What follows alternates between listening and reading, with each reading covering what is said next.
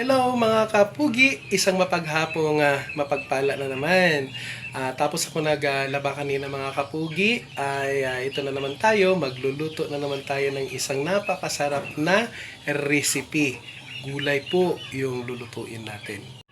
Ayan, mga kapugi, ayan, kangkong, tangkay ng kangkong po yung lulutuin natin. Saka talong at saka itong mga ricados niya po. Luya at saka ahos lang at saka nor cube. Meron tayong nor cube dyan at saka pampalasa, yung seasoning o ginisa. Ito, talong para bukas. Nagtitipid tayo mga pogi. Alright, at saka lagyan lang natin ng asin at syempre naman hindi mawawala itong tubig. Ayan, so kukuha muna tayo ng mantika mga pogi. Kasi igigisa lang natin to. Napaka easy lang po. Right, i-on natin yung gasol. Ayan. Click natin yan. Ayan. Pakadali lang mag-isa mga kapogi. Ayan. Sunod natin gagawin ay lalagyan natin ng mantika. Bago natin lalagyan ng mantika mga kapogi, papainitin muna natin yung palayok. Right? Huwag nyo na yung pansin itong mga nasa palibot mga kapugi kasi hindi pa naayos itong kusina ko mga kapugi. Short po tayo sa budget.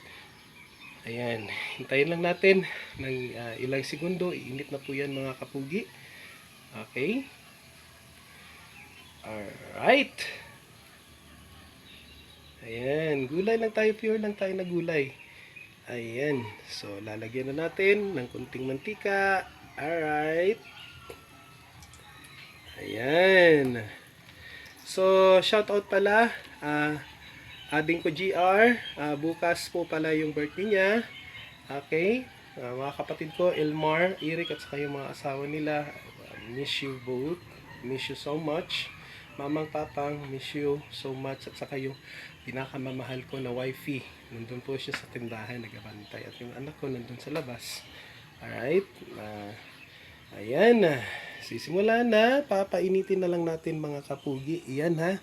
Tapos, ang susunod natin gagawin mga kapugi ay, so isasali na natin itong mga ricado. Mikos lang natin gamit itong mahiwagang sandok. Ayan, mikos lang siya. Alright. Napakadali lang. Gisa lang natin. Okay.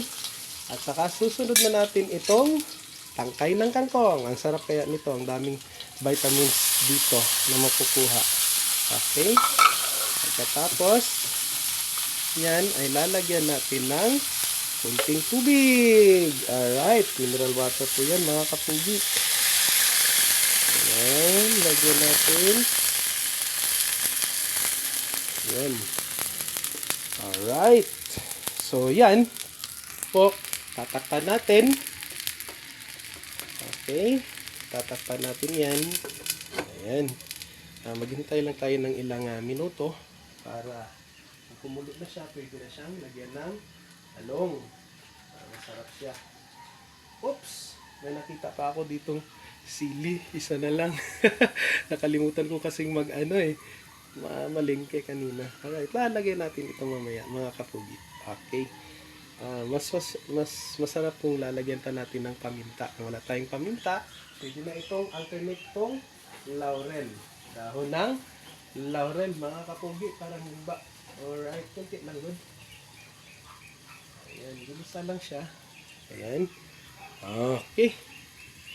Okay, kasi yung gagamitin nating Nor Cube mga kapugi ay beef. Ayan. Lagyan lang natin ng konti at saka lalagyan na lang natin itong sili. Ayan. Isain lang natin para medyo maanghang siya konti. Ayan. Alright. So, wala tayong ibang ilalagay dyan. Wala tayong karne, wala tayong isda. So, Nor Cube na lang natin. Okay? Beef. Ayan. Isang buong Nor Cube para may lasa naman yung niluluto natin. Yung ginisa natin kangkong. Ayan. Alright. Ayan, mga kapugi. So, ilang minuto lang to, luto na ito. So, madali lang itong lutuin. O, may ulam na tayo. Okay. So, ayan. Lumabas na yung aroma niya, mga kapugi. So, ayan. Ang susunod natin gagawin po ay ito. Alright. Lalagay na natin yung talong. Mas maigi po kung mayroon tayong mga dahon-dahon po. Okay? Kagaya ng malunggay. Pwede na rin yun. Yung mga kamuti tops. Pwede na rin yun ilagay dito. Alright. Or either kung gusto nyo pang may mga ano pa, gulay-gulay, kagaya ng kalabasa. Ayan. Ang palaya, pwede ninyo ilagay dito. Depende na yan sa inyo. Okay? Napakasimple lang po itong ginawa ko. Okay? Then, lalagyan natin ng ginisa. Kunting patak lang. Ayan. Tak, tak, tak. Hindi man ito Ajinomoto. Alright. Then, okay na yan. Tapos, so, yung pampaalat, kung hindi kayo masyadong maano sa asin, sa patis pala, so, pwede na itong asin. Ayan, kunting asin lang. Alright. Ayan. Ayan, mekos-mekos lang natin para maluto na siya. So, hintayin natin ng ilang minuto para maluto. Takpan natin siya. Alright. Okay, binuksan na natin mga kapugi. Okay, kasi lumipas ng ilang minuto.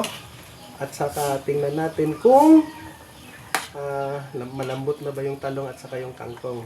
Alright, tingnan natin mga kapugi. Ayan, papakita ko sa inyo sa camera. Uy, malambot na siya. Okay, titikman na natin.